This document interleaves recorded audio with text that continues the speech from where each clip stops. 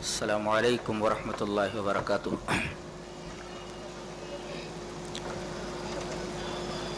ان الحمد للہ نحمده ونستعینه ونستغفره ونعوذ باللہ من شرور انفسنا ومن سیئات اعمالنا من يهده الله فلا مضل له ومن يضلل فلا هادي له واشهد ان لا اله الا الله وحده لا شريك له واشهد ان محمدا عبده ورسوله يا ايها الذين امنوا اتقوا الله حق تقاته ولا تموتن الا وانتم مسلمون يا ايها الناس اتقوا ربكم الذي خلقكم من نفس واحدة وخلق منها زوجها وبث منهما رجالا كثيرا ونساء واتقوا الله الذي تساءلون به والارحام ان الله كان عليكم رقيبا يا ايها الذين امنوا اتقوا الله وقولوا قولا سديدا يصلح لكم اعمالكم ويغفر لكم ذنوبكم ومن يطع الله ورسوله فقد فاز فوزا عظيما اما بعد فان خير الحديث كتاب الله وخير الهدي هدي محمد صلى الله عليه وسلم وشر الامور محدثاتها وكل محدثة بدعة وكل بدعة ضلالة الضلالة في النار اعوذ بالله من الشيطان الرجيم بسم الله الرحمن الرحيم يا أيها الذين آمنوا لا تقدموا بين يدي الله ورسوله واتقوا الله إن الله سميع عليم۔ حضرات علماء کرام،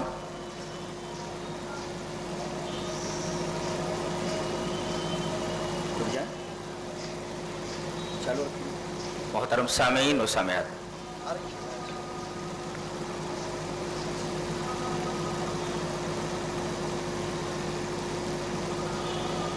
اسلام میں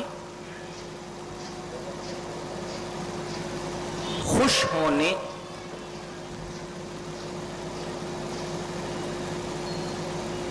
اور غمزدہ ہونے کی تو اجازت ہے، بالفاظ دیگر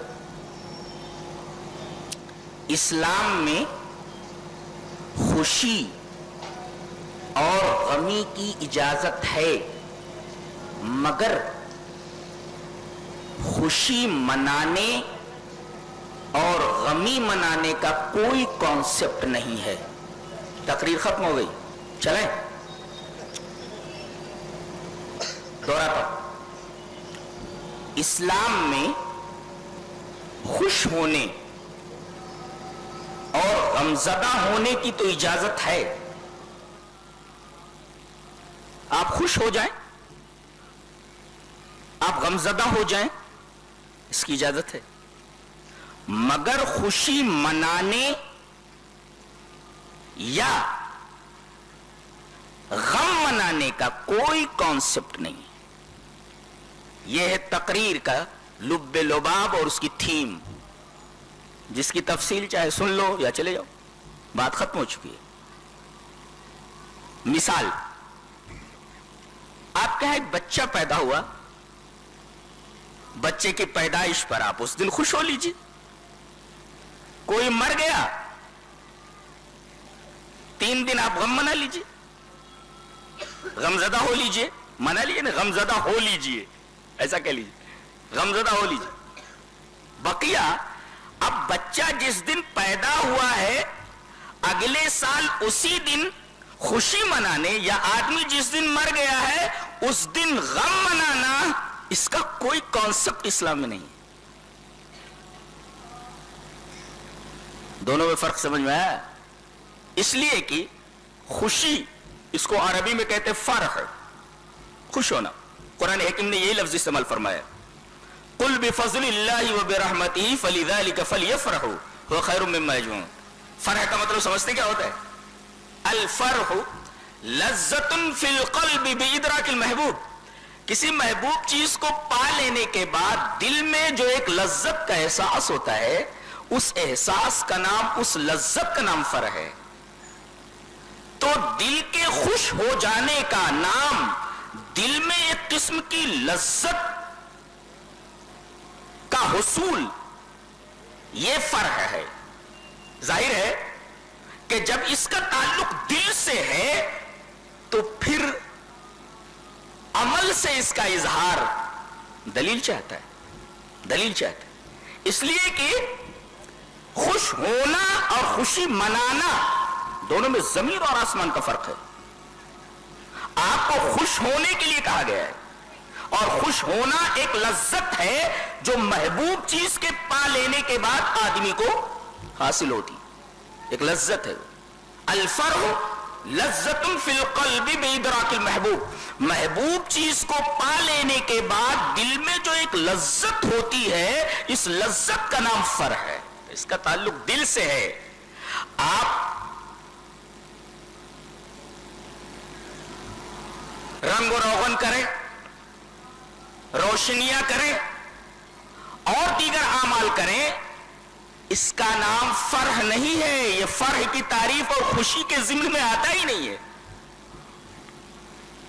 تو پھر اس آیت کریمہ سے استدلال بالکل غلط ہے، فَلْيَفْرَحُوا سے، اس لیے کہ اللہ تبارک و تعالیٰ کو نعوذ باللہ ایسا کہنا کہ اس کو زبان نہیں آتی، یوں کہنا تھا قُلْ بِفَضْلِ اللَّهِ وَبِرَحْمَتِهِ فَبِذَلِكَ فَلْيَفْرَحُوا، نہیں فَبِذَلِكَ فَلْيَحْتَفِلُوا، اللہ تبارک و تعالیٰ کو احتفال اور فرح کا فرق معلوم نہیں، وہ فَلْيَفْرَحُوا کے بجائے فَلْيَحْتَفِلُوا بول دیتا، مناؤ، خوش ہونا کہا ہے، منانے کے لیے نہیں کہا، ورنہ فَلْيَحْتَفِلُوا کہتا، نہ کہ فَلْيَفْرَحُوا۔ ہاں سوائے 2 دن کے کہ ان 2 دنوں میں خوشی منانے کی اجازت ہے، یہ اتنا استثناء کر لیجئے۔ دلیل یہ حدیث پاک، وعن انس رضی اللہ تعالی عنہ قال قدم رسول اللہ صلی اللہ علیہ وسلم المدینة ولهم یومان یلعبون فیہما فقال ما هذان اليومان قالوا كنا نلعب فيهما في الجاهلية فقال رسول الله صلى الله عليه وسلم ان الله قد ابدلكم بهما خيرا منهما عيد الاضحى ويوم الفطر، رواه ابو داؤد في كتاب الصلاة، حضرت امام ابو داؤد جس کو کتاب الصلاة کے اندر لائے۔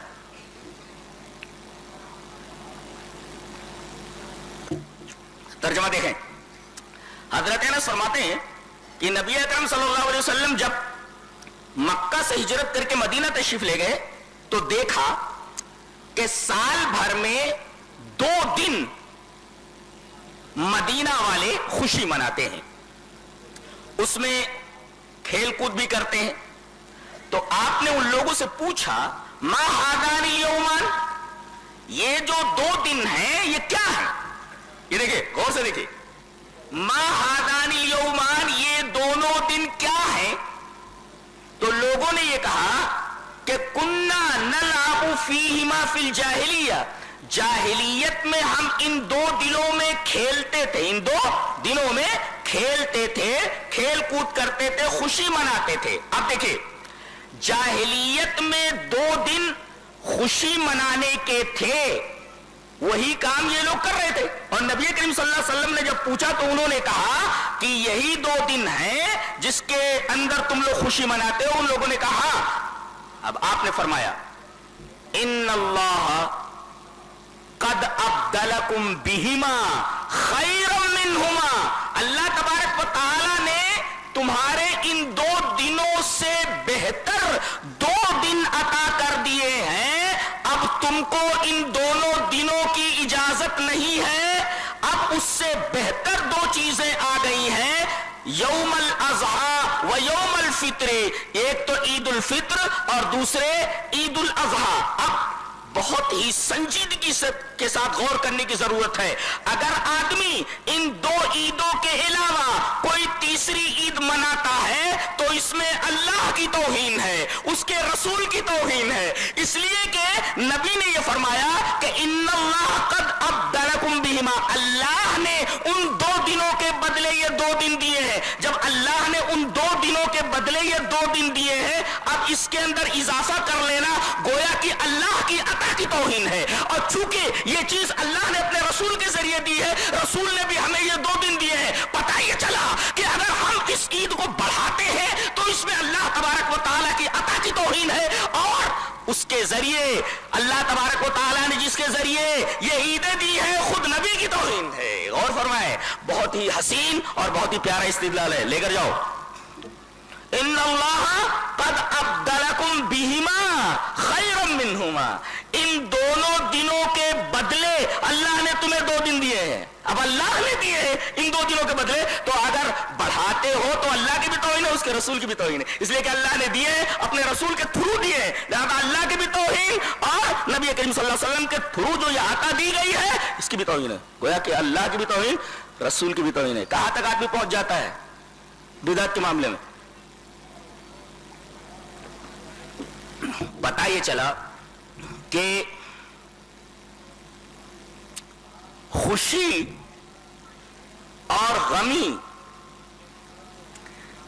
اس کی تو اجازت ہے، مگر خوشی اور غمی منانے کی اجازت نہیں سوائے ان 2 دنوں کے کہ اس میں ہر سال آپ خوشی منا سکتے ہیں. رہا غمی منانے کا معاملہ، اس کے بارے میں کیا کسی دن کوئی حادثہ ہو جائے تو زندگی بھر اسی دن آپ غم مناتے رہیں؟ نہیں، اس کی اجازت نہیں ہے. غم زدہ ہونے کی اجازت ہے، مگر غم منانے کی اجازت نہیں ہے کہ ہر سال آپ غم منائیں اسی دن جس دن کوئی حادثہ آپ کے اوپر گزرا ہے. دلیل یہ حدیث پاک وان عائشہ وحفصہ زوج النبی صلی اللہ علیہ وسلم ان النبی صلی اللہ علیہ وسلم قال لا يحل لامرأة تؤمن بالله واليوم الآخر ان تحد على ميت فوق 3 ليال الا على زوج. رواه مالک فی الموطا فی کتاب الطلاق. حضرت امام مالک رحمہ اللہ موطا امام مالک کتاب الطلاق کے اندر یہ روایت اسی طرح لائے ہیں، اور اس روایت کی راویہ 2 امہات المومنین ہیں، حضرت عائشہ رضی اللہ تعالیٰ عنہ اور حضرت حفصہ رضی اللہ تعالیٰ عنہ. وہ دونوں فرماتی ہیں کہ نبی اکرم صلی اللہ علیہ وسلم نے ارشاد فرمایا کہ کسی عورت کے لیے جو اللہ پر ایمان رکھتی ہو اور یوم آخرت پر ایمان رکھتی ہو اس کے لیے حلال نہیں ہے. اب حلال کا الٹا حرام ہے. لا یحل، حلال نہیں یعنی حرام ہے کہ کوئی بھی عورت، اب اس کے ضمن میں مرد بھی آ گئے، کہ 3 دن سے زیادہ کسی مرے ہوئے آدمی کے اوپر نوحہ کرے، کسی مرے ہوئے آدمی کا سوگ منائے، سوائے اس کے کہ عورت 3 دن سوگ منا سکتی ہے اپنے شوہر کے اوپر. اس سے زیادہ کبھی بھی زندگی میں عورت کو بھی سوگ منانے کی اجازت نہیں ہے. یہ رہا خوشی کا تصور اسلام میں، اور یہ رہا غم کا تصور اسلام میں. اب آگے بڑھیں. عید میلاد جانتے ہیں، یہ ترکیب جب بولی جاتی ہے تو اسے کس سینس میں لیا جاتا ہے؟ عید و میلادن، عید المیلادی، یہ کس سینس میں لیا جاتا ہے؟ جب کہا جائے عید میلاد تو یہ اس سینس میں لیا جاتا ہے عید و میلاد المسیح، کرسمس ڈے. اگر کوئی آدمی یہ بولے عید المیلاد تو سینس کیا ہوتا ہے؟ عید و میلاد المسیح، حضرت عیسیٰ علیہ السلام کی پیدائش کا دن. جی تو عید المیلاد کا سینس یہ ہوتا ہے کرسمس ڈے. اب اگر یہ کہیں آپ عید و میلاد النبی تو مطلب یہ ہوا کہ نبی اکرم صلی اللہ علیہ وسلم کی پیدائش کا جشن.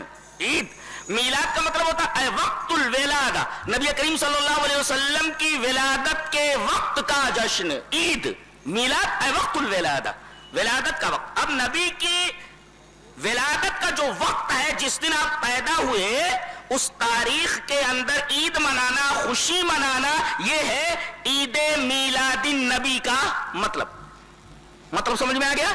عید کہتے ہیں جشن کو، خوشی کے موقع کو، اور میلاد کا مطلب وقت الولادہ، ولادت کا وقت، اور نبی کی پیدائش کے دن تاریخ کا جشن. یہ ہے اس ترکیب کا مفہوم عید و میلاد النبی صلی اللہ علیہ وسلم.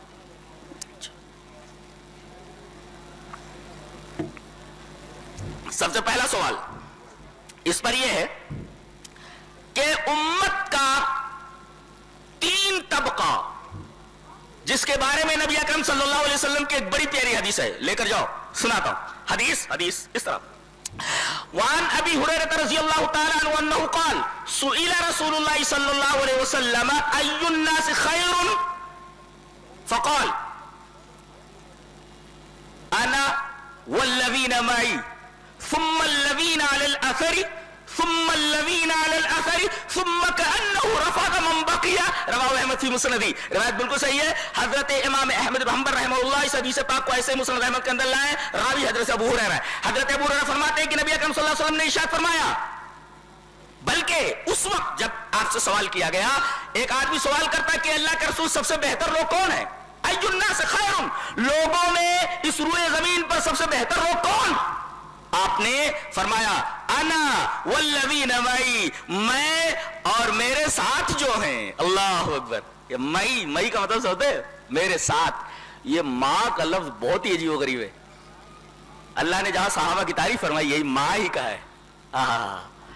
محمد الرسول اللہ والذین معہ, یہ نہیں کہا والذین صحبہ, ایسا نہیں کہا کہ جن لوگوں نے نبی کریم صلی اللہ علیہ وسلم کی صحبت اٹھائی, اسے نہیں کہا کہ والذین معہ, کہا کہ ماں معیت, سکھ میں آپ کے ساتھ, دکھ میں آپ کے ساتھ, مسجد میں آپ کے ساتھ اور میدان جنگ میں آپ کے ساتھ, ہر جگہ یہ معیت ہے. آپ نے فرمایا انا والذین معی, میں اور جو میرے ساتھ ہیں. صحابہ نہیں کہا والذین معی. یہ صحابہ کی کتنی پیاری تعریف ہے. یہ لوگ میرے دکھ سکھ ہر جگہ یہ میرا ساتھ دینے والے ہیں. اپنا تن, اپنا دھن, اپنی آبرو, اپنا مال. میرا تو دل دھڑکنے لگتا ہے جب صحابہ کرام رضوان اللہ تعالی علیہم اجمعین کی عظمت بتائی جاتی ہے جو قرآن حکیم نے بتائی. دیکھو ہم لوگوں سے پیار کس سے ہوتا ہے؟ ہم لوگوں کو پیار کس سے ہوتا ہے؟ بیوی سے, کسی چھوکری سے, مال سے, اولاد سے, ان تمام چیزوں سے ہمیں محبت ہوتی ہے. محبت کس سے ہوتی ہے؟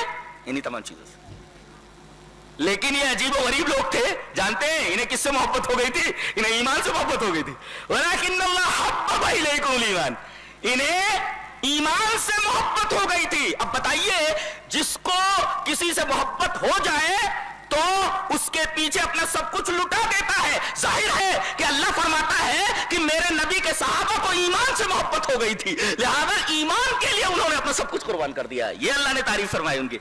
دنیا کی محبتیں تو ہوتی ہیں, لوگ اس سے محبت کرتے, اس سے محبت کرتے, اس سے محبت کرتے. یہ صحابہ کرام کی سب سے بڑی تعریف ہے, مدح ہے اور توصیف ہے جو اللہ نے فرمائی کہ حبب الیکم الایمان, ان لوگوں کو ایمان سے محبت ہو گئی تھی. یہ بڑے عجیب لوگ تھے. تو آپ نے فرمایا کہ جانتے ہو, تم پوچھ رہے ہو کہ سب سے بہتر لوگ کون, آؤ میں بتاتا ہوں کہ سب سے بہتر لوگ کون. انا والذین معی, میں اور میرے صحابہ, پہلا طبقہ. دوسرا ثم الذین علی الاثر, جو میرے صحابہ کے طریقے پر ہے. اثر مانے آدمی چلا اور اس کے قدم کے نشانات بنے, اس نشان کے اوپر جو لوگ قدم رکھتے ہیں اس کا اثر بولتے ہیں. ثم الذین علی الاثر ہے, ثم الذین علی الاثر کہہ کر کے ایک نقطہ بتایا گیا. اثر کا مطلب ہوتا, جانتے ہیں, کہتے ہیں اثر چھوٹ گیا. ابھی یہاں پر ہاتھ میں کوئی رنگ لگا کر یا کوئی چیز لگا کر میں اس کپڑے کے اوپر ہاتھ رکھ دوں تو میری انگلیوں کے نشان بن جائیں گے, برابر ہے. اب اثر کا مطلب یہ ہے کہ میں اس کے اوپر اپنا ہاتھ رکھوں, جہاں جہاں انگلی بنی ہے وہاں رکھ دوں, تو میں نے اثر کے اوپر ہاتھ رکھ دیا. تو ایک آدمی جا رہا ہے اور قدم کے نشانات بن رہے ہیں. آپ آگے جانے والے آدمی کے نشانات قدم کے اوپر اگر آپ پیر رکھتے ہیں تب تو آپ مقتدی ہے صحیح سے, اور وہ قدم کہیں رکھ رہا ہے, آپ قدم کہیں رکھ رہے ہیں, تو آپ اثر کے اوپر نہیں ہیں. پتہ یہ چلا کہ صحابہ کرام کے عقیدے کے اوپر آپ اسی طرح چل رہے ہیں, صحابہ کرام کے عمل کے اوپر اسی طریقے سے چل. اللہ تبارک و تعالیٰ نے صحابہ کرام کے ایمان کو ہدایت کا معیار مطلق قرار دیا ہے کہ اگر تمہیں ہدایت چاہیے کہ صحابہ کا ایمان چاہیے تو وہ ہمارے نزدیک معتبر ہے. میرے نبی کے صحابہ کا ایمان چاہیے, یہ ایمان ہدایت کا معیار مطلق ہے.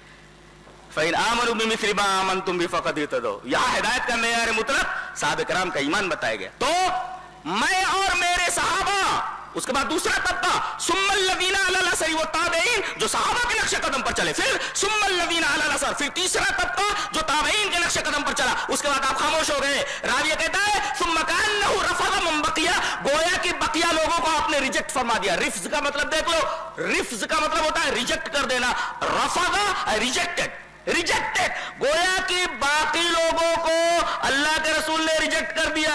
گویا کہ یہی تین طبقے نبی کریم صلی اللہ علیہ وسلم کے در حقیقت راستے کے اوپر, چونکہ انہیں قربت حاصل تھی. میں ایک مثال دیتا ہوں.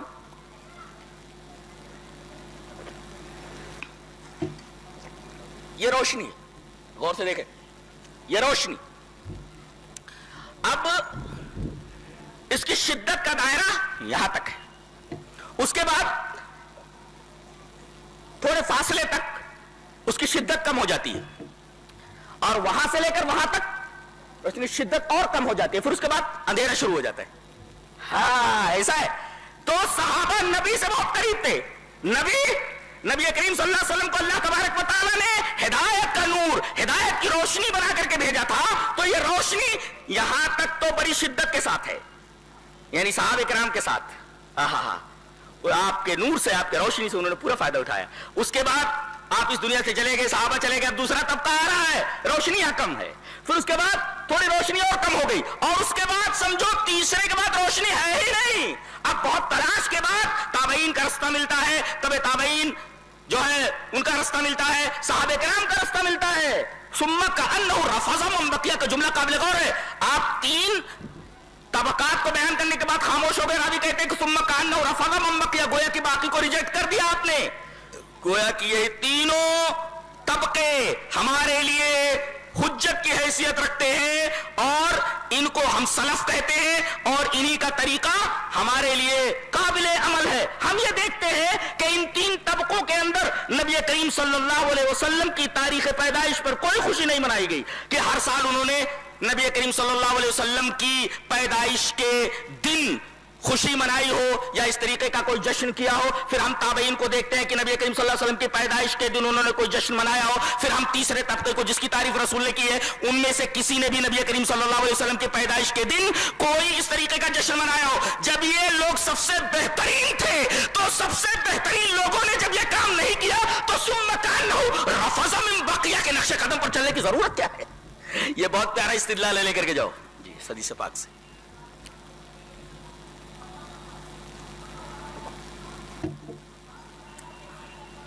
کتنی بات سمجھ میں آئی؟ اچھا، اب یہ جان لیں کہ رسول اللہ صلی اللہ علیہ وسلم کی پیدائش کس دن ہوئی اور آپ کی وفات کس دن ہوئی. دن تو ایک ہی ہے. یہ عجیب اتفاق ہے کہ پیر کے دن نبی کریم صلی اللہ علیہ وسلم کی پیدائش ہوئی، اور پیر ہی کے دن آپ پر قرآن اترنا شروع ہوا. پیر کے دن ہی نبی کریم صلی اللہ علیہ وسلم نے ہجرت فرمائی، اور پیر کے دن ہی آپ صلی اللہ علیہ وسلم کی وفات ہوئی. گویا کہ پیدائش کا دن پیر ہے اور انتقال کا دن بھی پیر ہے. اتنا معلوم ہوا. لیکن دن تو متعین ہے، پیر پیدائش کا دن بھی اور وفات کا دن بھی، دونوں پیر ہی کا دن ہے. لیکن تاریخ میں اختلاف ہے. امام سہیلی کی ایک کتاب ہے الروض الانف، اس کو بعض لوگ الروض الانف پڑھتے، غلط ہے وہ. الروض الانف، انف کا مطلب ہوتا ہے الجدید، یعنی الروض الانف کا مطلب ہوتا ہے نرسری. نرسری یعنی بالکل نیا باغ، نیا باغ. الانف الجدید، اور الروض مانے باغ. تو نئے باغات اگر اس کو جمع مان لیا جائے تو الروض کو، تو الروض الانف، اس لیے کہ انف یہ جمع کی بھی صفت آتی ہے اور واحد کی بھی صفت آتی ہے. الکلؤ الانف بھی بولتے نئی نئی گھاس کو جی. تو یہ واحد کی بھی صفت بن جاتی ہے اور جمع کی بھی صفت بن جاتی ہے. تو گویا کہ الروض الانف، نئے نئے باغ، نئے نئے گارڈنز. تو الروض الانف ان کی کتاب کا نام ہے، بہت پیارا نام ہے، نرسری، نیا باغ. اور امام سہیلی نے اپنی اس کتاب الروض الانف میں، الف پیشو نون پیشو انف، اس کے اندر لکھا ہے کہ آپ کی تاریخ وفات متعین ہے، وہ 12 ربیع الاول ہے.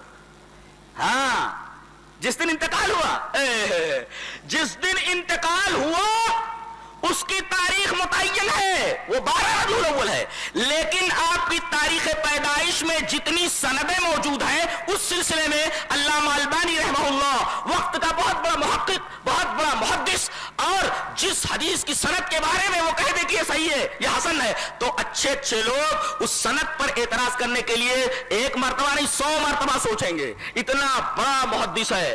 کون؟ علامہ البانی. انہوں نے علامہ حافظ عماد الدین بن کثیر رحمہ اللہ کی جو مشہور کتاب ہے السیرۃ النبویہ، السیرۃ النبویہ جو حافظ عماد الدین بن کثیر کی کتاب ہے، اس کی انہوں نے تخریج اور تحقیق کی ہے. تو السیرۃ النبویہ جو حافظ عماد الدین بن کثیر کی سیرت کے اوپر کتاب ہے جس کا نام السیرۃ النبویہ ہے، علامہ البانی نے اس کی تخریج اور تحقیق کی ہے. اس کے اندر وہ لکھتے ہیں کہ نبی کی پیدائش کے بارے میں جتنی بھی روایات آتی ہیں ہر ایک روایت کی سند عیبدار ہے، کوئی بھی روایت صحیح نہیں ہے، ہر روایت کی سند کے اندر کوئی نہ کوئی عیب موجود ہے. لیکن سب سے زیادہ صحیح سند جو ہے وہ امام مالک کی سند ہے جو 8 تاریخ بتاتی ہے کہ آپ صلی اللہ علیہ وسلم کی پیدائش 8 تاریخ کو ہوئی. یہ میں نہیں کہتا، یہ السیرۃ النبویہ کی تحقیق کرتے ہوئے علامہ البانی نے بدلائل ثابت کیا ہے کہ نبی کریم صلی اللہ علیہ وسلم کی پیدائش کا تاریخ تو متعین ہے مگر تاریخ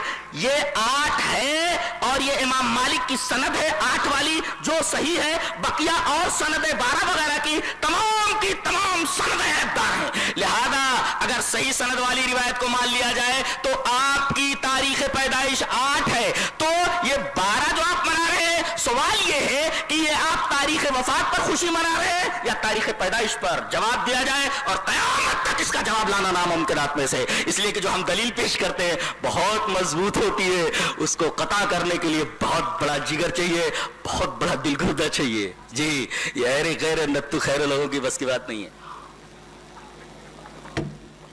تو اب متعین ہوا کہ تاریخ پیدائش 8 ہے اور جو 12 ربیع الاول کے دن ہم مناتے ہیں اس دن کیا ہوا آئیے دیکھتے ہیں. اس دن کیا ہوا، نبی کی حالت کیا تھی؟ آئیے حدیث پڑھتے ہیں. دل تھام لیے، سانس روکو اور دل تھامو. اس 12 ربیع الاول کو کیا ہوا؟ دلیل یہ حدیث پاک. وعن عائشہ رضی اللہ تعالی عنہا انہا قالت رأیت رسول اللہ صلی اللہ علیہ وسلم وهو بالموت وعنده قدح فيه ماء وهو يدخل يده في القدح ثم يمسح وجهه بالماء ثم يقول اللهم اعني على غمرات الموت او سکرات الموت. رواہ الترمذی فی کتاب الجنائز. حضرت امام ترمذی رحمہ اللہ اس حدیث پاک کو ایسے کتاب الجنائز کے اندر لائے ہیں. راویہ نبی کریم صلی اللہ علیہ وسلم کی محبوبہ بیوی، پیاری بیوی حضرت عائشہ ہے. وہ فرماتی ہیں رضی اللہ تعالیٰ عنہ کہ میں نے دیکھا کہ نبی کریم صلی اللہ علیہ وسلم کے اوپر موت طاری ہو رہی ہے. وہ بالموت، آپ کے اوپر موت طاری ہوئی ہے اور آپ کے بغل کے اندر پانی کا ایک پیالہ رکھا ہوا ہے. وعنده قدح فيه ماء، اس پیالے کے اندر پانی رکھا ہوا ہے. بار بار آپ اس پیالے کے اندر ہاتھ ڈالتے اور جب ہاتھ بھیگ جاتا تو اس بھیگے ہوئے ہاتھ کو اپنے چہرے کے اوپر بار بار پانی سے ملتے اور فرماتے اللہم اعنی علی غمرات الموت اور سکرات الموت. اے اللہ موت کی بے ہوشی سے، اے اللہ موت کی سختی سے میری مدد فرما.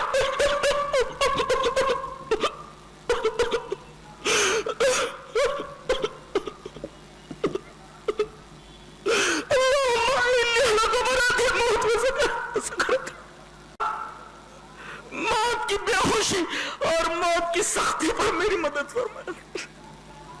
حضرت عائشہ کیفیت بیان فرماتی ہے. یہ تو روایت ہوئی ترمذی کی جسے حضرت عائشہ نے روایت کیا ہے. خود حضرت عائشہ کی کیفیت کیا تھی وہ ایک حدیث میں دیکھتے ہیں. حدیث اس طرح. وعن عائشہ رضی اللہ تعالی عنہ قالت مات النبی صلی اللہ علیہ وسلم وانه لبین حاقنتی وزاقنتی فلا اکره شدت الموت لأحد ابدا بعد النبی صلی اللہ علیہ وسلم. رواہ البخاری فی کتاب المغازی. حضرت امام بخاری رحمہ اللہ اس حدیث پاک کو ایسے کتاب المغازی کے اندر لائے. راویہ حضرت عائشہ فرماتے ہیں کہ نبی کریم صلی اللہ علیہ وسلم کی روح پرواز ہوئی، آپ کو موت آئی، موت طاری ہوئی اس حال میں کہ آپ کا سر مبارک میری تھوڑی اور میری ہنسلی کے درمیان ہے. میں اس طریقے سے آپ کے سر مبارک کو اپنی ہنسلی اور اپنی تھوڑی کے درمیان لیے ہوئے تھی اور میں نے موت کی وہ کیفیت دیکھی ہے اس دن. فلا اکرہ شدت الموت ابدا بعد نبی صلی اللہ علیہ وسلم. اس کے بعد کسی مرنے والے آدمی کی تکلیف کو دیکھتی ہوں تو مجھے ہلکا لگتا ہے، اس لیے کہ میں نے اپنے محبوب کے اوپر موت کی جو سختی دیکھی ہے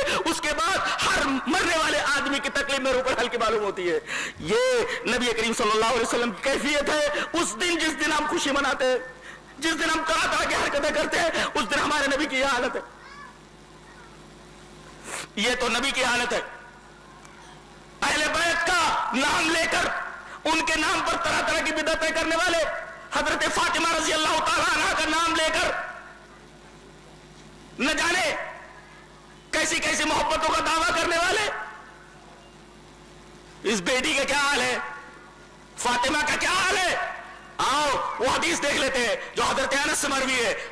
حدیث اس طرح، وان انس رضی اللہ تعالی عنہ قال لما سقل النبي صلى الله عليه وسلم جعل يتغشاه فقالت فاطمة وكربابا فقال لها ليس على أبيك كرب بعد اليوم فلما مات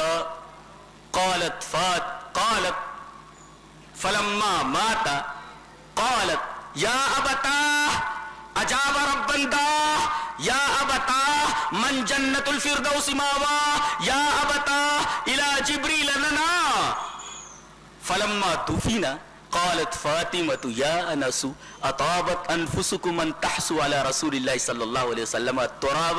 رواه البخاری فی کتاب المغازی. حضرت امام بخاری رحمہ اللہ اس حدیث پاک کو ایسے ہی کتاب المغازی کے اندر لائے. راوی حضرت انس ہے. حضرت انس فرماتے ہیں کہ آپ کی جگر گوشہ رسول جس کے بارے میں نبی کریم صلی اللہ علیہ وسلم نے فرمایا فاطمہ میرے جگر کا ٹکڑا ہے، فاطمہ کو تکلیف دینے والا مجھے تکلیف دینے والا ہے. حضرت فاطمہ کا کیا حال ہے؟ انس فرماتے ہیں کہ لما ثقل النبی صلی اللہ علیہ وسلم، جب نبی کریم صلی اللہ علیہ وسلم کی طبیعت بھاری ہوئی اور آپ کے اوپر موت کی کیفیت طاری ہوئی تو جعل یتغشا، بار بار آپ کے اوپر غشی آنے لگی. آپ کی اس کیفیت کو دیکھ کر کے، اس پریشانی کو دیکھ کر کے، موت کی سختی کو دیکھ کر کے فاطمہ بیٹی برداشت نہیں کر پائی، اس لیے کہ وہ تو آپ کے دل کا ٹکڑا ہے. آپ کا دل دھڑکے تو فاطمہ کے دل دھڑکے، وہ تو آپ کا جگر گوشہ ہے. اپنے باپ کی پریشانی کو دیکھ کر کے فرمانے لگی واہ کر بابا، ہائے میرے باپ کی تکلیف، ہائے میرے باپ کی تکلیف، واہ کر بابا، ہائے میرے باپ کی تکلیف. نبی کریم صلی اللہ علیہ وسلم نے بچی کو اتنا پریشان دیکھا، کہا کہ میری بچی مت رو، لیس علی ابیک کرب بعد اليوم، آج اس موت کے بعد تیرے باپ کے اوپر کوئی بھی کرب، کوئی بھی تکلیف آنے والی نہیں. بخاری کی روایت ہے، بخاری کی روایت ہے.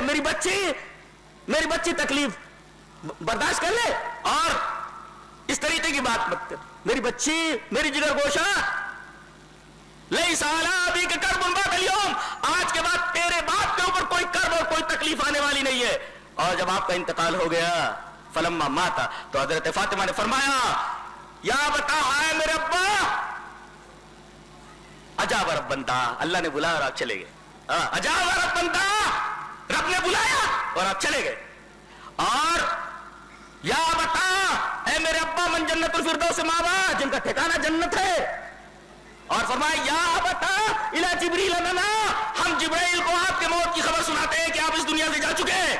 اور اس کے بعد حضرت انس جب دفن کر کے آئے، تمام لوگ دفن کر کے آ گئے تو حضرت فاطمہ نے انس کو بلایا، کہا کہ انس ایک بات کہوں. روتے ہوئے حضرت فاطمہ نے کہا اطابت انفسکم ان تحسوا علی رسول اللہ صلی اللہ علیہ وسلم، تو تمہارا دل کیسے گوارا کیا ہوگا کہ تم نے نبی کریم صلی اللہ علیہ وسلم کے اوپر مٹی ڈالی ہوگی.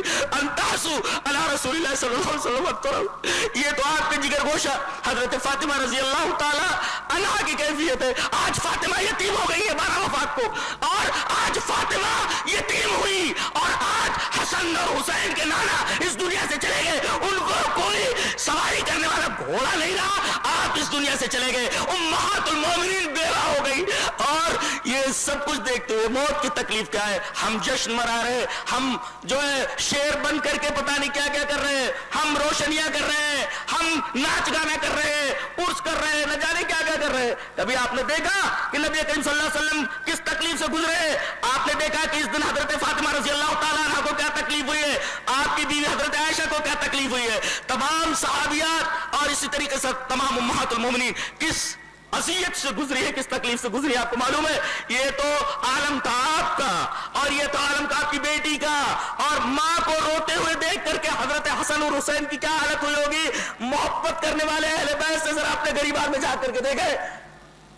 سچی محبت کرنے والا اگر کوئی ہے اہل بیت سے اور صحابہ سے، صرف اہل حدیث الحمدللہ، اور وہ سچی اتباع کرنے والے ہیں نبی کریم صلی اللہ علیہ وسلم کی اور آپ کے صحابہ کی، اور اہل بیت سے سب سے زیادہ محبت کرنے والے.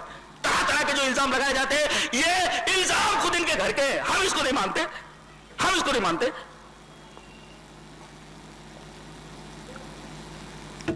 تو آپ کی یہ حالت، جگر گوشے رسول فاطمہ کی یہ حالت، حسن حسین کی یہ حالت, امہات المومنین بیوہ ہو گئی, ان کی یہ حالت, صحابہ کرام کی کیا حالت ہوئی. اور دیکھتے حدیث اس طرح, وہاں نبی سلمہ ابن عبد الرحمن اخبرنی ابن عباس رضی اللہ تعالی عنہما ان ابا بکر خرج وعمر رضی اللہ تعالی عنہ يكلم الناس فقال اجلس يا عمر فابى عمر ان يجلس فقال اجلس يا عمر فابى عمر ان يجلس فتشهد ابو بكر فقال فتشهد ابو بكر فمال الناس اليه وتركوا عمر فقال ابو بكر اما بعد فمن كان منكم يعبد محمدا فان محمدا قد مات ومن كان منكم يعبد الله فان الله حي لا يموت فقال الله تعالى وما محمد الا رسول قد خلت من قبله الرسل والله قال فوالله لكان الناس لم يعلموا ان الله تعالى انزل هذه الايه الا حين تلاها ابو بكر فتلقاها منه الناس كلهم فما اسمع بشر الا يتلوها.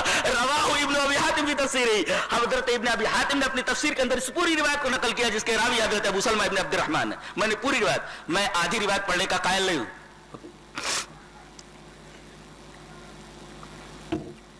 مجھے پوری روایت بھی یاد ہو اور اگر معلوم نہ ہو یہ کہاں ہے تو میں حدیث بیان نہیں کرتا.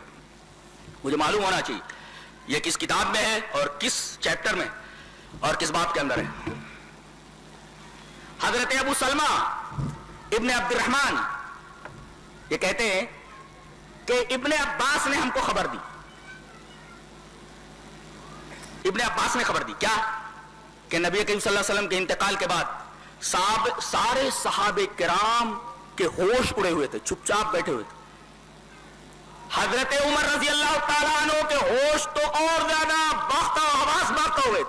انہوں نے کہا تمام لوگوں کے سامنے تقریر کر رہے, وَيُكَلِّمُ النَّاسِ, لوگوں سے کلام کر رہے ہیں, وَعُمَرُ يُكَلِّمُ النَّاسِ, حضرت عمر کلام کر رہے ہیں لوگوں سے.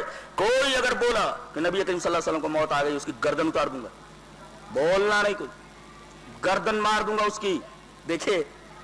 دیکھیے حضرت عمر کے ہوش گم ہو گئے. وہ آدمی جو میدان جنگ میں کبھی گھبرایا نہیں, وہ آدمی جو کبھی فیصلے میں کبھی گھبرایا نہیں, وہ آدمی اتنا پریشان ہے کہ ہوش اڑے ہوئے کہہ رہے ہیں اگر کسی نے کہا کہ نبی اس دنیا سے چلے اس کی گردن اتار دوں گا, گردن مار دوں گا.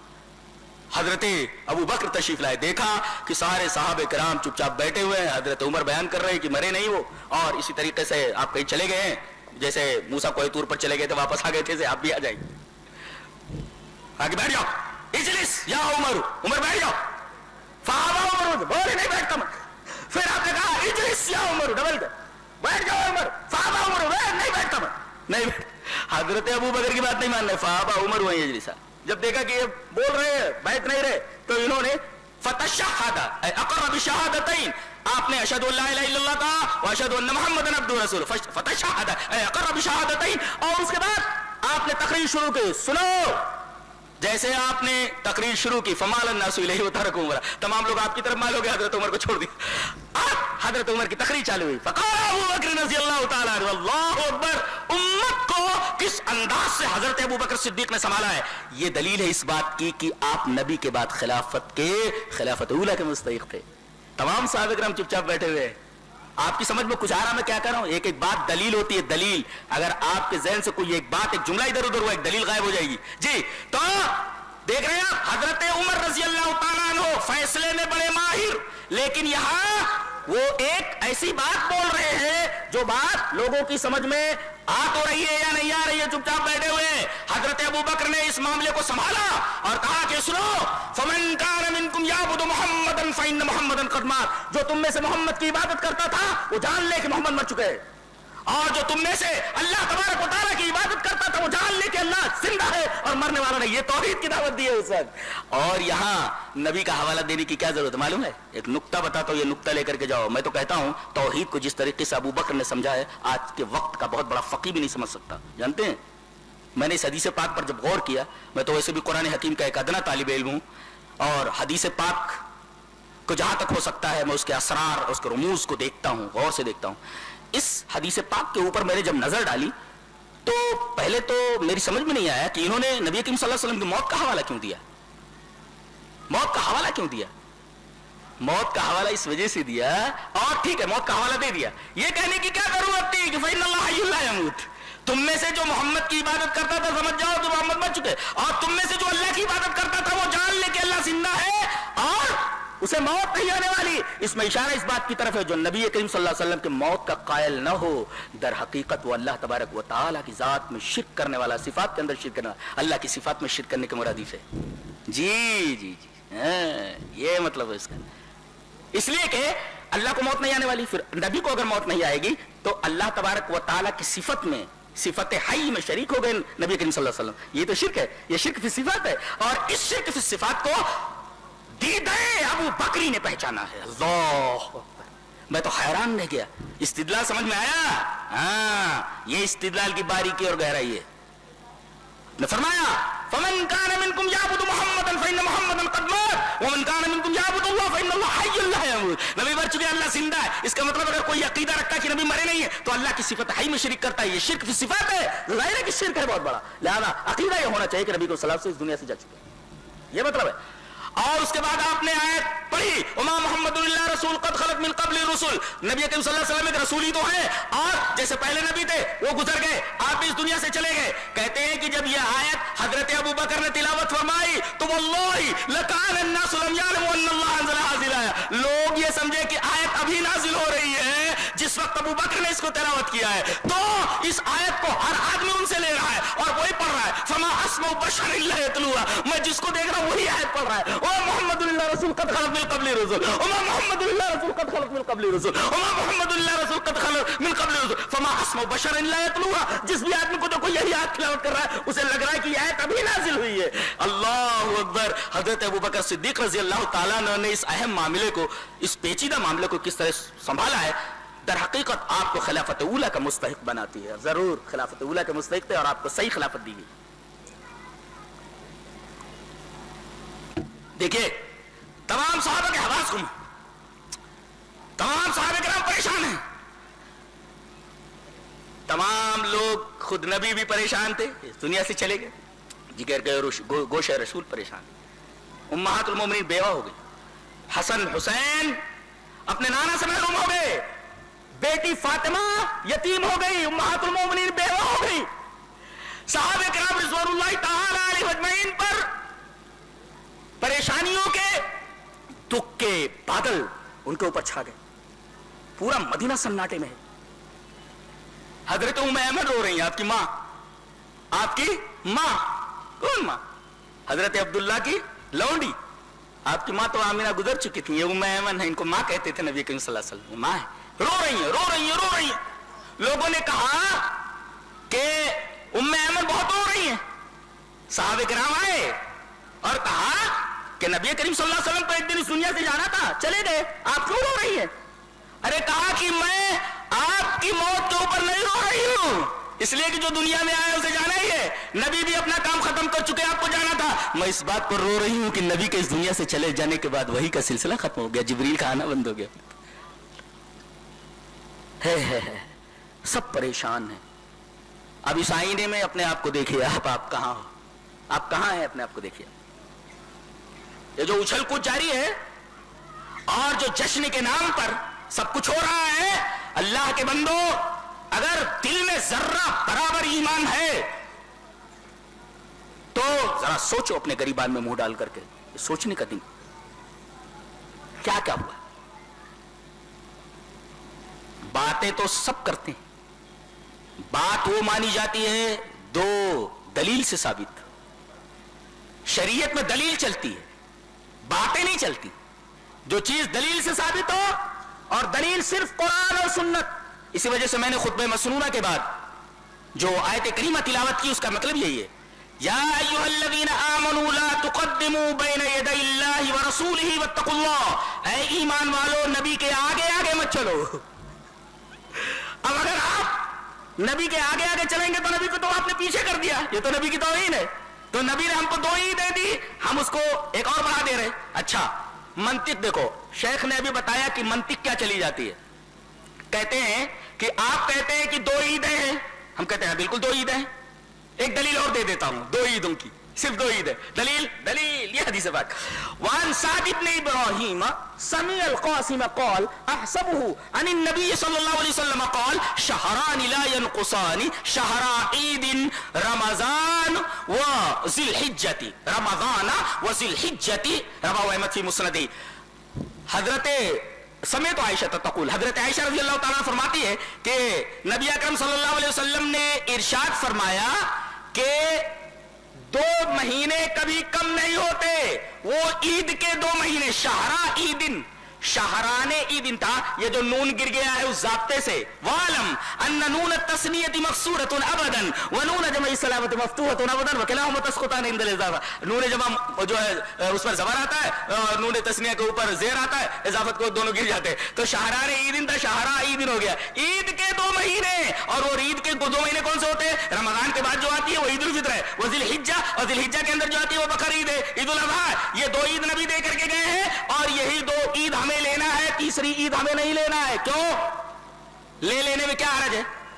اب اس پر کیا کہتے ہیں کہ جمعہ کو بھی تو عید کہا گیا ہے. اب دیجئے, جمعہ کو بھی عید کہا گیا ہے, لہذا یہ 3 عید تو ہو گئی, تو 2 عید کہاں ہوئی؟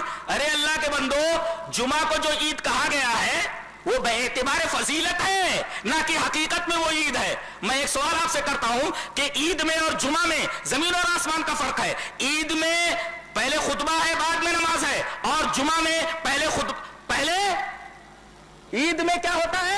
پہلے نماز ہے, بعد میں خطبہ ہے. اور اس کے الٹا جمعہ میں ہے کہ پہلے خطبہ ہے اور بعد میں نماز ہے. ایک فرق تو یہ ہے. اور اسی طریقے سے اگر کوئی جمعہ میں آتا ہے تو پہلے 2 رکعت پڑھ لے, اس کے بعد بیٹھے, اور وہاں عید سے پہلے 2 رکعت وغیرہ پڑھنا, کوئی رکعت پڑھنا, یہ ناجائز ہے, صحیح نہیں ہے. اور جمعہ میں کوئی آئے, امام خطبہ تک دے رہا ہو, تو بھی آپ کو 2 رکعت نماز پڑھنا ہے. دلیل یہ حدیث پاک. وعن جابر بن عبد اللہ رضی اللہ تعالی عنہ قال جاء سلیق الغطفانی رضی اللہ تعالی عنہ یوم الجمعۃ ورسول اللہ صلی اللہ علیہ وسلم يخطب فجلس فقال له يا سلیق قم فاركع ركعتين وتجوز فيهما ثم قال اذا جاء احدكم يوم الجمعة والامام يخطب فليركع ركعتين وليتجوز فيهما رواه مسلم في كتاب الجمعة. حضرت امام مسلم رحمہ اللہ اس حدیث پاک کو ایسے ہی کتاب جو ہے یہ حدیث پڑھنا ہے, مرغا کھانا نہیں, خاص طور سے کالا.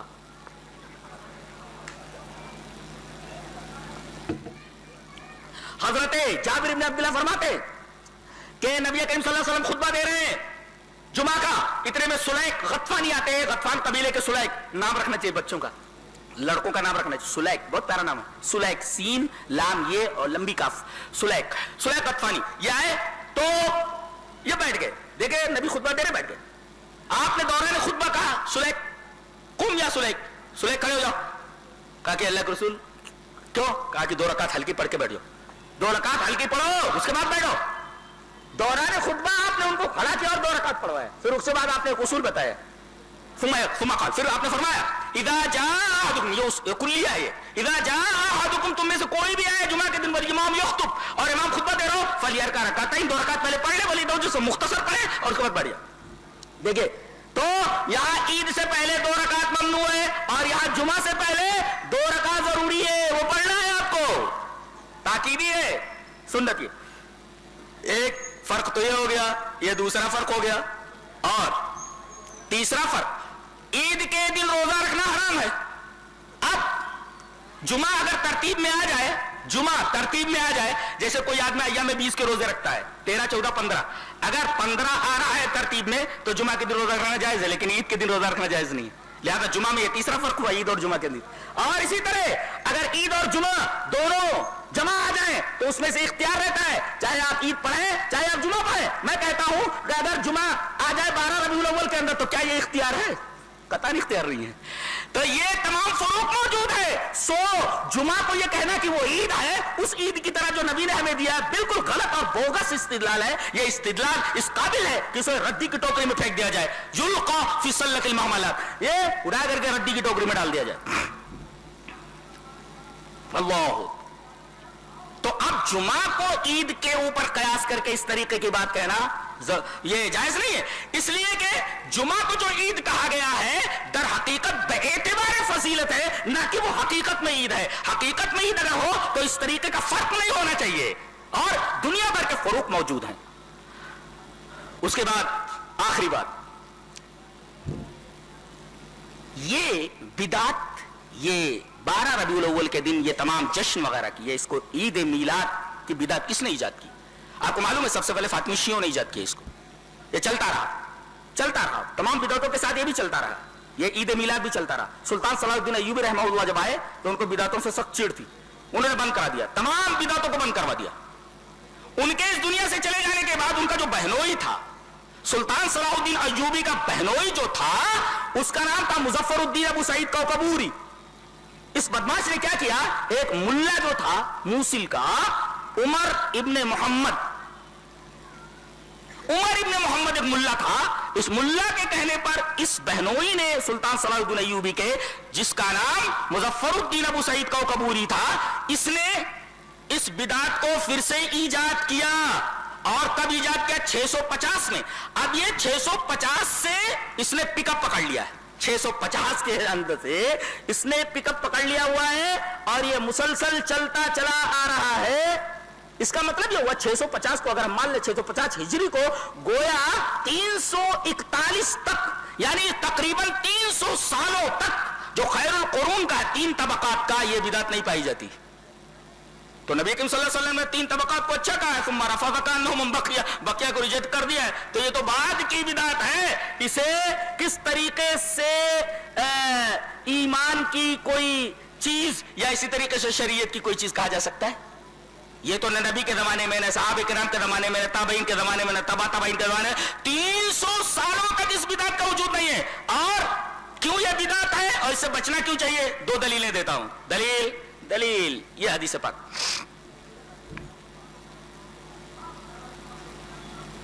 وعن عائشة رضی اللہ تعالی عنہ قالت قال رسول اللہ صلی اللہ علیہ وسلم من احدث فی امرنا هذا ما ليس فيه فهو رد. رواہ البخاری فی کتاب الصلح. حضرت امام بخاری رحمہ اللہ اس حدیث پاک کو ایسے ہی کتاب الصلح کے اندر لائے، بخاری شریف کے اندر. راوی حضرت عائشہ رضی اللہ تعالی. ایک بات بولوں میں، علماء بیٹھے ہوئے ہیں، ایک نقطہ لے کر کے جائیں. عقیدہ جو ہوتا ہے نا، عقیدہ یہ بیس ہوتا ہے، بنیاد ہوتا ہے، عمل کی بنیاد ہوتا ہے. اور عقیدے کی جتنا اہم عقیدہ ہے، وہ روایتیں سب کی سب حضرت عائشہ سے. نبی عالم الغیب ہے کہ نہیں ہے؟ انہی سے روایت ہے. نبی نور کے ہیں کہ نہیں؟ انہی سے روایت ہے. چلو پڑھ دیتا ہوں، 1-2 پڑھ دیتا ہوں. وعن عائشہ رضی اللہ تعالی عنہ قالت من حدثك ان محمد راى ربه فقد كذب وهو يقول لا تدرك الابصار ومن حدثك انه يعلم الغيب فقد كذب وهو يقول لا يعلم الغيب الا الله. رواہ البخاری فی کتاب التوحید. حضرت امام بخاری رحمہ اللہ اس حدیث پاک کو ایسے کتاب التوحید کے اندر لائے. راوی حضرت عائشہ ہیں. حضرت عائشہ فرماتی ہیں تم میں سے جو ایک ہے کہ نبی نے اللہ کو معراج میں اپنی آنکھوں سے دیکھا، جھوٹ بولتا ہے، اس لیے کہ اللہ فرماتا ہے لا تدرک الابصار، اسے آنکھیں نہیں دیکھ سکتی. اور جو تم میں سے ایک ہے کہ نبی کو غیب کا علم تھا، وہ بھی جھوٹ بولتا ہے، اس لیے کہ اللہ فرماتا ہے لا يعلم الغیب الا اللہ. دیکھ رہے ہیں عقیدے، دو عقیدے کی بات تو یہی فرما دی انہوں نے. کیا بات. یہ نقطہ لے کر کے جاؤ اور تلاش کرو کہ حضرت عائشہ رضی اللہ، اور سائے کی روایت انہی سے، ایک لمبی روایت ہے، وہ میری بہت ساری تقریروں کے اندر پوری روایت ہے جو ایک صفحے کے اوپر ہے، وہ میں نے پوری کی پوری پڑھ دی ہے. یہ میرا موضوع نہیں ہے، یہ بتانا ہے کہ جتنی بھی سایہ تھا کہ نہیں تھا حضرت عائشہ سے روایت ہے، نور تھے کہ نہیں تھے یہ بھی روایت ہے حضرت عائشہ سے، عالم الغیب تھے کہ نہیں یہ بھی روایت ہے. آپ کو دیکھا کہ نہیں، عجیب بات ہے. میرا خیال یہ ہے، جب میرا خیال ہے کہ صدیق کائنات کو امت کا آدھا علم دیا گیا تھا. بہت بڑی عالمات تھی. اللہ، صدیق کائنات کو امت کا آدھا علم دیا گیا تھا. بہت بڑی عالمہ ہے، بہت بڑی عالمہ ہے اس امت کی. ہاں، بڑے بڑے صحابہ کرام کے فتووں کے اوپر نقد کرتی تھیں کہ یہ فتویٰ صحیح نہیں ہے، ابن عمر کا فتویٰ صحیح نہیں ہے، فلاں صاحب کا فتویٰ صحیح نہیں ہے. اللہ تبارک و تعالیٰ نے اتنی صلاحیت بخشی تھی حضرت عائشہ رضی اللہ تعالی عنہ کو. تو اب دیکھیں وہاں نبی کریم صلی اللہ علیہ وسلم نے ارشاد فرمایا کہ 2 مہینے کبھی کم نہیں ہوتے، مہینے کبھی فضیلت میں کم نہیں ہوتے. اگر 29 کے ہے تو 30 کا آپ کو مل جاتا ہے. رمضان اور ذی الحجہ، رمضان اور ذی الحجہ، یہ 2 مہینے کبھی کم نہیں ہوتے. وہ عید کے مہینے، شہرا عیدن، عید کے 2 مہینے. اب عید کے 2 مہینے جب کہہ دیا گیا تو 2 ہی ہوئے نا. اب آپ تیسری بنا رہے ہیں، جمعہ پر قیاس کرتے ہوئے صحیح نہیں. اچھا ایک اور اڑنگا ڈالتے ہیں. اڑنگا میں پیش کرتا ہوں. اڑنگا کیسا ہوتا؟ اللہ نے فرمایا وَأَمَّا بِنِعْمَةِ رَبِّكَ فَحَدِّثْ. اللہ نے فرمایا اپنے رب کی نعمت کو بیان کرو. ٹھیک ہے، نعمت کو بیان کرو. تو کیا کر رہا ہے؟ کہتے ہیں اس سے عید میلاد النبی کا ثبوت ملا. شیخ نے فرمایا نہیں مارو گھٹنا پھوٹے سر، ویسے ہی. اب اس کا رد کیسے کریں گے؟ آپ رد دیکھیے. اس سے پہلے نبی کو 2 حکم اور دیے گئے ہیں. فَأَمَّا الیتیم فلا تقہر واما السائل فلا تنہر واما بنعمت ربک فحدث. یہ 3 حکم دیے گئے. اس حکم سے پہلے 2 حکم اور ہے. گویا کہ یہ حکم انبیاء، یہ نبی اکرم صلی اللہ علیہ وسلم کو ہے کہ آپ ایک تو قہر مت کیجئے کس کے اوپر؟ مانگنے والے کے اوپر. کوئی مانگنے کے لیے آئے، قہر کا مطلب سمجھاؤں؟ کبھی غور کیے اس آیت کریمہ پر؟ تفسیر کا ایک نقطہ بتاتا ہوں. علماء بیٹھے ہوئے ہیں، اب ذرا موڈ ہے تھوڑا سا تفسیر کا، اس لیے کہ میری تفسیر کی کتاب آ رہی ہے انشاءاللہ رمضان سے پہلے ہی، تقریباً 1,500-2 ہزار صفحات پر آ رہی ہے. امت کے لیے، علماء کے لیے ایک بہترین تحفہ ہے. ٹائپ کے مرحلے سے گزر چکی ہے الحمدللہ، اب طباعت کے مرحلے میں آنے والی ہے. 1,500 صفحات سے زیادہ کی ہے اور تمام نکات ہی ہیں، اسرار ہیں پورے کے پورے. جی قہر کے اوپر بحث کریں، فلا تقہر پر ترجمہ کیجئے. میں قرآن حکیم کے اوپر غور کیسے کرتا ہوں وہ دکھتا ہوں، آپ کو دکھاتا ہوں. فَأَمَّا الْيَتِيمَ فَلَا تَقْهَرْ وَأَمَّا السَّائِلَ فَلَا تَنْهَرْ. یتیم کے اوپر لا تقہر، قہر مت کیجئے. قہر کا مطلب کیا ہوتا ہے؟ کبھی غور کیے؟ ترجمہ میں کیا دیکھتے ہیں؟ ترجمہ میں لکھا رہتا ہے یتیم کے اوپر آپ سختی نہ کیجئے. اچھا، یہ سختی نہ کیجئے. اچھا، کوئی ترجمہ کرتا ہے یتیم کے اوپر آپ دباؤ نہ ڈالیے. ٹھیک ہے، وہی سختی ہے، وہی دباؤ ہے، لیکن اس کا حقیقی معنی کیا ہے؟ یہی میں کہتا ہوں، جب تک عربی نہ جانتا ہوں آدمی قرآن حکیم کو گہرائی کے ساتھ نہیں سمجھ سکتا. قہر کا مطلب سمجھا رہا ہوں. عربی میں کہا جاتا ہے قہرت النار اللحم، آگ نے، قہرت النار اللحم، آگ نے گوشت کو جلا کر اس کا پانی نکال دیا. یہ مطلب ہوتا ہے. تو قہر کا مطلب کیا ہوا؟ آگ نے، اب یہ آگ ہے، اس کے اوپر گوشت رکھ دیا آپ نے، اب اس گوشت کے ٹکڑے کو آگ نے کیا کیا؟ پہلے تو اس کا پانی نکال دیا. تو ایک تو اس کے اندر جو قوت کا جو مادہ تھا پانی وہ نکل گیا، دوسرے اس کی شکل بدل گئی. آگ پر ڈالنے کے بعد گوشت کی شکل بدل گئی. ایک تو شکل بدلی اور دوسرے اس کے اندر جو پانی تھا وہ گر گیا اور نچوڑ گیا.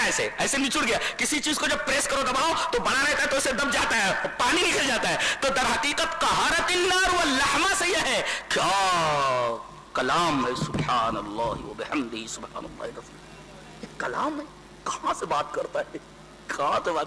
ساری بلاغتیں سر بسجود ہو جائیں اس آیت کریمہ کے ساتھ. ساری بلاغتیں سر بسجود ہو جائیں. قہر کا مطلب سمجھ میں آیا کیا ہوتا ہے؟ وہ مطلب نہیں ہوتا سختی کیجئے، سختی نہ کیجئے، یہ وہ وہاں سے مشتق ہے. قہرت النار واللحم، آگ نے جب گوشت کو اس کے اوپر رکھ دیا گیا تو اس نے اس کی شکل بدل دی اور اس کا پانی نکال دیا. اب اس کے اندر غلبہ، تذلیل، ذلیل کرنا، اس کا مال غصب کر لینا، سارے کے سارے معنی آ گئے. اور یہ سارے کے سارے معنی اپنے اندر جو قہر کا لفظ سمیٹے ہوئے ہیں، یہ کوئی بھی چیز آپ اپلائی نہیں کر سکتے یتیم کے اوپر. اللہ اکبر. اگر آپ قہر کے اوپر غور کر لیں تو یتیم کی فضیلت کیا ہے لفظ قہر سے معلوم ہو جائے. آپ نے سوچا قرآن حکیم کیا ہے اور اس پر غور کیسے کیا جاتا ہے؟ جی جی جی جی کبھی قرآن حکیم پر رکھ لیتے ایک دفعہ. ہاں ایک بات بولوں، سیدھی سی بات ہے. ایک فَأَمَّا مَنْ ثَقُلَتْ مَوَازِينُهُ فَهُوَ فِي عِيشَةٍ رَاضِيَةٍ. ایک تدبر کریں ہم قرآن پر کہ وہاں اعمال تولے جائیں گے. پلڑا ہے 2، برائیاں رکھ دی گئی، نیکیاں رکھ دی گئی. ہلکا جو پلڑا ہوتا ہے وہ اوپر چلا جاتا ہے، نیچے والا ہوتا ہے نیچے چلا جاتا ہے، جو بھاری ہوتا ہے. اچھا تو جنت پہ چلا جائے گا. ٹھیک ہے، فَهُوَ فِي عِيشَةٍ رَاضِيَةٍ. اس کے عیشت راضیہ کیوں کہا گیا ہے؟ ارے کیا بات ہے. اللہ زندگی خود راضی ہو جائے اس سے، تو زندگی میں جو لوگ رہیں گے ان کا کیا حال ہوگا. چلو یہ تو ابھی آپ کی سمجھ میں نہیں آئے گا، یہ تو میں نے اشارہ کر دیا ہے، ہم اس پر بحث کر رہے ہیں. فَأَمَّا مَنْ خَفَّتْ مَوَازِينُهُ فَأُمُّهُ هَاوِيَةٌ. جس کے اعمال کا پلڑا اوپر ہو گیا، ہلکا ہو گیا، تو کہہ دینا چاہیے جہنم میں جائے گا. سر کہہ دینا چاہیے تھا نا، لیکن کہا اس کی ماں ہاویہ ہے، ماں، اماں اس کی. کیا کہا؟ جس کے اعمال کو دن ہلکے ہو گئے اس کی اماں ہاویہ ہے. اور پھر اماں کا تعارف کرا گیا، وما ادراک ما ہی. جانتے ہو یہ اماں کون ہے؟ ترجمہ کیا ہوگا؟ جانتے ہو یہ اماں کون ہے؟ نار حامیہ، دہکتی ہوئی آگ ہے. اچھا اماں یہ دہکتی ہوئی آگ ہے. اچھا تو یہ سب کے سب بچے ہوئے نا اس کے. غور کرو، تفصیل کا موقع نہیں. اللہ اکبر. کبھی قرآن حکیم کے اس نقطے پر اگر ہم بحث کریں گے بہت مزہ آئے گا آپ کو. اللہ. اور ایک نقطہ اور بتاؤں, جہنم میں اور گنہگار میں فرق کیا ہے؟ جہنم میں اور گنہگار میں فرق یہ ہے کہ گناہوں کا مزاج بھی گرم ہے اور جہنم کا مزاج بھی گرم ہے. نہیں, تبھی تو وہ دعا جو ہم پڑھتے ہیں, اللہم اغسل خطایا بالماء والثلج والبرد, اے اللہ میرے گناہوں کو تو دھل دے پانی سے, یہ تھوڑا کم ٹھنڈا ہوتا ہے, والثلج برف سے دھل دے, برف سے دھل دے یہ ذرا اور ٹھنڈا ہوتا ہے, والبرد اور اولے سے دھل دے یہ اور زیادہ ٹھنڈا ہوتا ہے. یہ دعا بتاتی ہے کہ در حقیقت گناہوں کا مزاج بڑا گرم ہوتا ہے. اسی وجہ سے چوری کرتے ہوئے, زنا کرتے ہوئے اور بدکاری کرتے ہوئے آدمی پسینے پسینے ہو جاتا ہے. گناہوں کا مزاج گرم ہے اور جہنم کا مزاج گرم ہے. تو اماں اور بچے اللہ بیست الوالدۃ وبئس الولد, کتنی بری اماں ہے اور کتنے برے بچے ہیں. بیست الوالدۃ وبئس. قرآن حکیم پر غور کرو. جانتے ہو یہ دنیا میں ہماری ہلاکت اور تباہی کا واحد سبب کیا ہے؟ واحد سبب قرآن حکیم سے مہجوری ہے. اور ایک نقطہ بتا دوں علماء کو برا نہ لگے کہ مہجوری قرآن کے سب سے بڑے مجرم علماء ہیں. انہوں نے قرآن حکیم کو لوگوں کے سامنے پیش ہی نہیں کیا. مہجوری قرآن سب سے پہلے ان کے اوپر مقدمہ دائر کیا جائے گا قرآن حکیم کا, قرآن حکیم کے تعلق سے. یہ اتنی شاندار کتاب, اللہ اکبر. کون سا ایسا زندگی کا زاویہ ہے جس کے اوپر بحث نہ کی گئی ہو اس سورہ کریمہ, اس کتاب کے اندر. غور کرو. تو ہم بحث کر رہے تھے عید میلاد کے اوپر. ہم نے تمام احادیث اور آیات قرآنیہ میں ہم نے وَأَمَّا بِنِعْمَتِ رَبِّكَ فَحَدِّثْ سے لیا کہ اس سے استدلال کیا جاتا ہے کہ نعمت ہے آپ, لہذا نعمت کو بیان کیجئے. تو اس کے اوپر دو ہے کہ یتیم کے اوپر سختی مت کیجئے, یتیم کے اوپر دباؤ مت ڈالیے اور سائل کو جھڑکیے نہیں. یہ دو حکم اوپر, یہ تیسرا حکم ہے. لہذا یہ تینوں حکم سے آپ کو, یہ تینوں حکم آپ کے توسط سے پوری امت کو دیے گئے. تو پہلے آپ کو یہ کرنا ہے کہ آپ یتیم کے اوپر دباؤ نہ ڈالیں, یہ حکم آپ کے لیے. یہ بھی سائل کو مت ڈانٹیے, حکم آپ کے لیے. اور یہ کہ اگر عید میلاد النبی کا مطلب یہ لیتے ہیں تو سب سے پہلے آپ کو منانا آپ کے اوپر فرض تھا, اس لیے کہ ہم پر فرضیت کے لیے آتا ہے. لہذا سب سے پہلے آپ کو منانا تھا اور اس کے پہلے مخاطبین صحابہ ہیں, سب سے پہلے انہیں منانا تھا. اس کا مطلب یہ استدلال بالکل پادر ہوا ہے, کوئی مطلب نہیں ہے اس کا, بوگس استدلال ہے. اس لیے کہ دو باتیں اوپر, پہلے کے دو احکام اوپر دیے گئے, یہ تیسرا اسی سے ملا ہوا ہے. لہذا وہ دونوں نبی سے, یہ بھی نبی سے, لہذا وہ دونوں جب نبی کے لیے تو یہ بھی آپ کے اوپر فرض ہونا چاہیے تھا کہ آپ بھی عید میلاد مناتے. لہذا آپ نے جب نہیں منایا, اس کے پہلے مخاطبین نے نہیں منایا, لہذا اس آیت کریمہ سے استدلال بالکل غلط ہے عید میلاد کا. آپ کی سمجھ میں آیا کچھ؟ اسی طریقے کے ایک نقطہ اور بتاتا ہوں کہ جتنے بھی اب خلاصہ بیان کر دیتا ہوں کہ شریعت اسلامیہ میں خوشی اور غمی کی اجازت ہے, مگر خوشی منانے اور غم منانے کا کوئی کانسیپٹ نہیں ہے سوائے 2 دن کے, 2 عیدوں کے جو نبی نے ہمیں دیے ہیں. اور مخالفین جن آیتوں سے استدلال کرتے ہیں ان استدلال کی جو کیفیت ہے وہ آپ دیکھ لیں کہ ان آیتوں سے استدلال بالکل غلط ہے اور مخالفین کا ان تمام آیات سے استدلال باطل ہے. اللہ تبارک و تعالی ہمیں نیک عمل اور اچھی سمجھ کی توفیق عطا فرمائے. وآخر دعوانا الحمدللہ رب العالمین.